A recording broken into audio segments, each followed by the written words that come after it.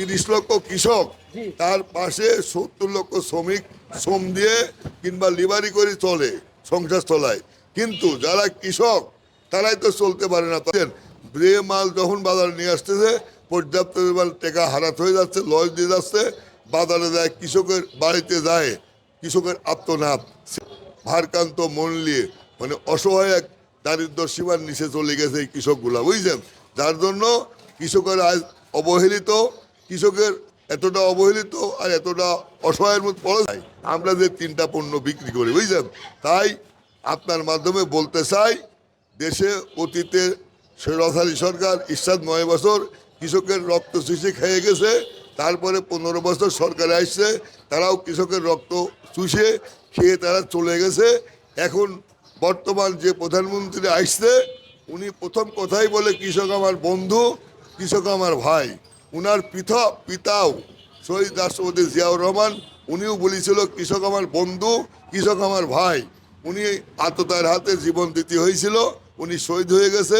উনার বর্তমান প্রধানমন্ত্রীর আম্মা, তিনবারের প্রধানমন্ত্রী, উনিও বলেছিল কৃষক আমার ভাই, কৃষক আমার বন্ধু, কৃষক চালিকা শক্তি। কৃষক যদি কালে চালিকা শক্তি হয়, দেশের কৃষক যদি কালে কৃষি পণ্য উৎপাদন করে উন্নতি করতে পারে, সংসারে ডেভেলপ করতে পারে, এই একটা গ্রামে 50 জন কৃষক কৃষি পণ্য বেশি যদি গেলে লক্ষ লক্ষ টাকা আয় করতে পারে, তাহলে ওই গ্রামের আরো 50টা কৃষকও আয় করতে পারবে। আর কৃষক যদি গেলে আয় করে কৃষকের ডেভেলপ হয়, তাহলে দেশের ডেভেলপ হবে, জাতির ডেভেলপ হবে, আর প্রধানমন্ত্রীর মুখ বিশ্বের দরবারে উজ্জ্বল হবে। আচ্ছা, এই বছরই আসলে পেঁয়াজের উৎপাদনটা কেমন হয়েছে? এই বছরে বাৎসরিক চাহিদা প্রায় 36 লাখ টন, বুঝছেন? উৎপাদন হয়েছে প্রায় 45 লাখ টন, বুঝছেন? এই দেশে আলুর চাহিদা 1,10,00,000 টন বাৎসরিক, সেখানে উৎপাদন হয়েছে 1,40,00,000 টন, বুঝছেন? এই দেশে রসুনের চাহিদা প্রায় 15 লাখ টন, উৎপাদন হয়েছে প্রায় 18 লাখ টন, বুঝছেন?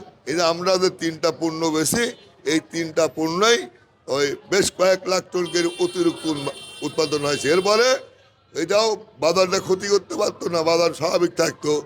40 টাকার 50 টাকার মধ্যে থাকলে কৃষকেরা ন্যায্য মূল্য পাইতো। হ্যাঁ, পেঁয়াজ রসুন যাই বলেন, যদি কালে ভারত থেকে পেঁয়াজ আসি বাজারটা 6 লাভ না করতো, কৃষকেরা 40-50 টাকা দাম পালেই কৃষকের শ্রমের পয়সা পাইতো, ন্যায্য মূল্যটা পাইতো। কিন্তু আচ্ছা আচ্ছা আচ্ছা, বুঝতে পারছি। আজকের অনেকে বলে ঢ্যামনা পেঁয়াজ, অনেকে বলে সুপসাগর হল্যান্ড পেঁয়াজ। এটা আন্তর্জাতিক ভাষায় কয় হল্যান্ড পেঁয়াজ, মানে বড় বড় পেঁয়াজ আলুর মতো, এই জন্য হল্যান্ড পেঁয়াজ বলা হয় আন্তর্জাতিক ভাষায়, বুঝলেন? ওই দেশের লোকাল ভাষায় বলা হয় সুপসাগর।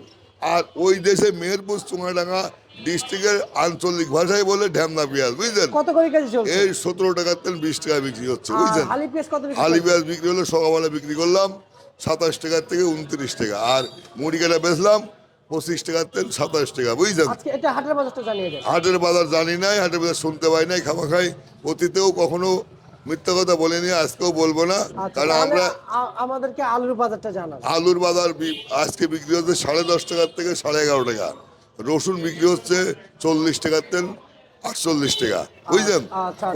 প্রত্যেকটা বাজারই কম, তবে কমলেও যে উৎপাদন খরচটা উঠলেও কৃষক মহা সুখী। কিন্তু অত্যন্ত পরিতাপের বিষয়, উৎপাদন খরচ ওঠে না। উৎপাদনের যে খরচ লাগে তার 50% ওঠে, 60% ওঠে, 40% ওঠে, আর সব টাকা হারাত হয়ে কৃষকেরা বাড়ি যায়। ব্যাংক লোকের দেউলিয়া হয়ে গেছে, সারের দোকানে দেউলিয়া হয়ে গেছে, জমি লিজলি পেঁয়াজ লাগাইছিল তাদের টাকা দিতে পারে না, বুঝছেন? এই যে ঈদটা আসতেছে বছরে মুসলমানের জন্য একটা উৎসবের দিন, কিন্তু 1,23,00,000 কৃষক আপনার ঈদের যে উৎসব, এই আনন্দ তারা পাবে না, উপভোগ করতে পারবে না। আচ্ছা, ঠিক আছে, আপনাকে অসংখ্য ধন্যবাদ।